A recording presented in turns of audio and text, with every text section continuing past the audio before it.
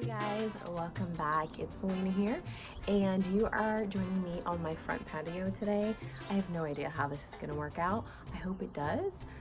You might hear the birds in the background. You might hear cars. So let's just roll with it and see how it goes. So I want to share with you about my egg retrieval experience, and I want to talk to you about where we are in our IVF process and how many embryos we have and all that jazz. So for those of you just following me, my name is Selena. We are in the middle of IVF.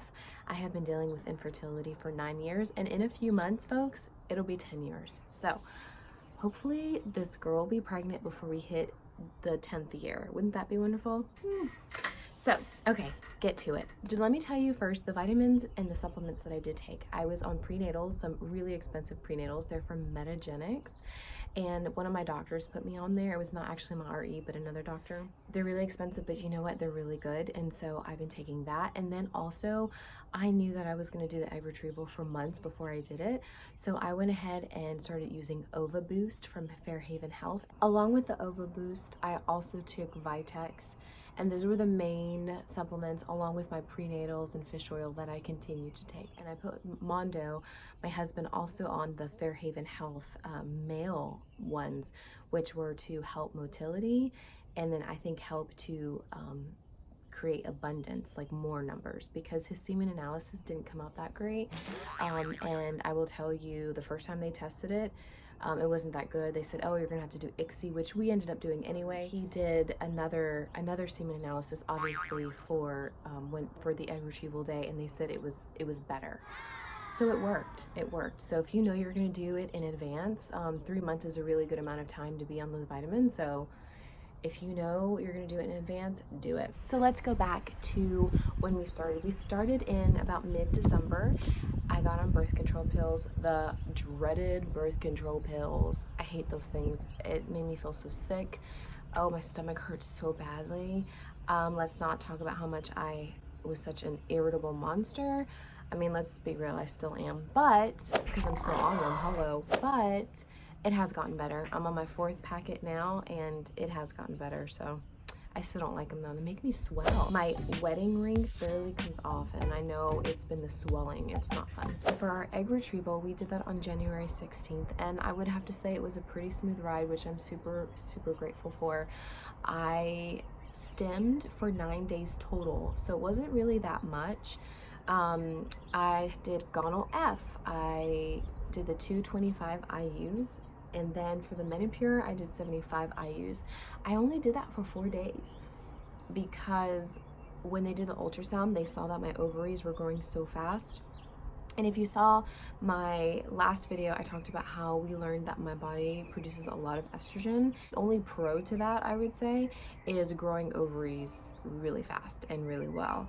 So hey, at least there was something good that came out of it. By the 5th day, my doctor decreased my gonal F from 225 down to 150, kept me in my Menopur at 75 IU, and then I started the Cetrotide shot that prevented me from ovulation.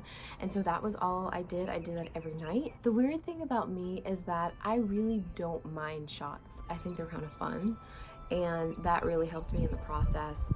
I mixed everything, I did everything. I didn't even make it a big deal. Like, my husband, Mondo, didn't even know that I was doing it. I'd go in the kitchen or I'd go in the bathroom and I'd mix all this stuff up, and I would just give it to myself, and I'd come back and he'd be like, oh, you're done? I'm like, yep.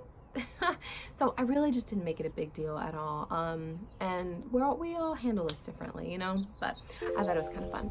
So then by January 14th, which was 2 days before the retrieval, they tested my estrogen, like they test all of our estrogen. It was already at 4,500 PG/ml, milliliters, I guess, whatever that means. And so that told them that my estrogen was super duper high and that I was a sure candidate for OHSS, the dreaded OHSS, which I knew that was going to happen just because of all the estrogen my body produces. So I did a lot of research, so I knew that was coming. And I'm sure you've heard the way to prevent that, which actually there is no way to prevent that. He gave me a pill to help with the side effects, but really it is just a ride of uncomfortability for like a week. They say to drink protein drinks and to drink like electrolytes and eat foods with sodium to help absorb all the fluids in your body.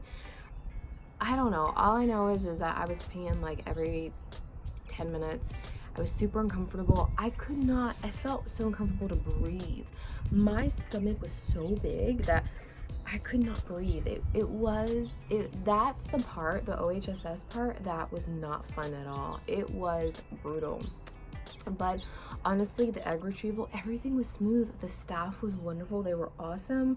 It was quick. They put me out. They gave me general anesthesia, and it was quick. When I wake up from the procedure, they told me that they retrieved 18 eggs. Now, we had an idea that it would be around 20. We counted about 21 follicles, but as you go through this process, you realize that not every follicle has an egg. And so they retrieved 18 out of me, and then they said they would call me in, a few hours. So out of the 18 that they pulled out, there were 13 that were mature and 13 that fertilized. And so again, they needed to use the method of ICSI, where they actually inject the sperm into the egg and see which ones fertilize, because our semen weren't the best looking, and it really helped. The next day they call, and anyone who does this knows that it is so hard to go through this process, because every day you are hoping and praying that your embryos are thriving, and that at the end of all of this, because we know that all of the numbers, they will end up dwindling down, but we hope that in the midst of all of this and by the end of it, that we'll have some really good numbers. And so it's not easy.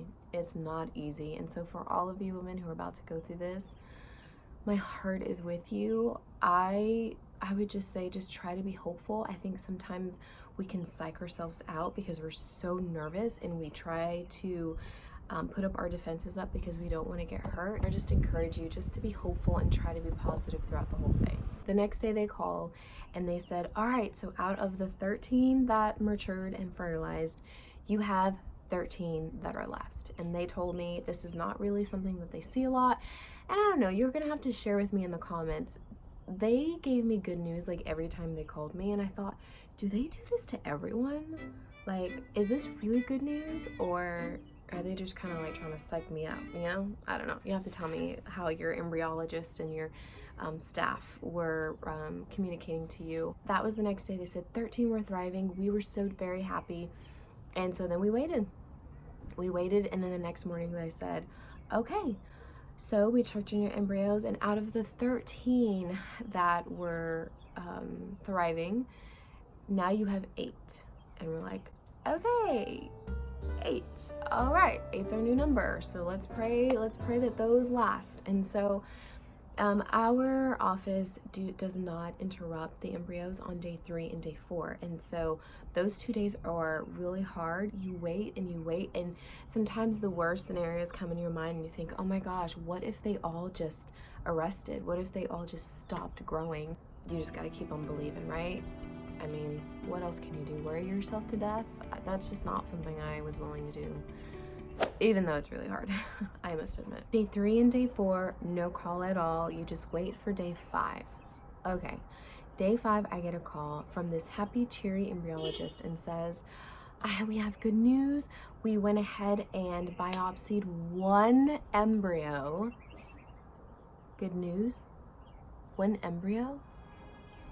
1 embryo, and went ahead and froze it. It was ready to be frozen. It is a 5 BB in quality. That was the grade. And so just want to let you know. And my heart is like, what? I had 8 embryos. Now, this was not like the main embryologist. She was like someone else from the staff. And that was it. And I thought, and then she said, and you have 5 more that look like, that are in the stages of being a morula, is that how you say it? Or morula, M-O-R-U-L-A, or early blasts. So we won't know until tomorrow. That was it. Now, when I went through this, I thought that by day 5, that was it. That's when they just like pull the cord and they say, these are all the embryos that you have. Well, no, you have till day 6 if you have some embryos that are moving slowly. And that's okay, that's not a big deal. But by day 6, that's when they pull the plug. She leaves it at that, and I just asked those questions, and she said, yeah, so we'll see by tomorrow. Okay. All right. So meanwhile, I'm telling my family, oh my gosh, we only have 1 embryo. I'm not sure if we're gonna have any others. And I was upset about that. So day 6, I get the call from the actual main embryologist. And she tells me, great news, we have 5 embryos that are ready to be biopsied and frozen. In total, I had 6 embryos. That was a pretty good number.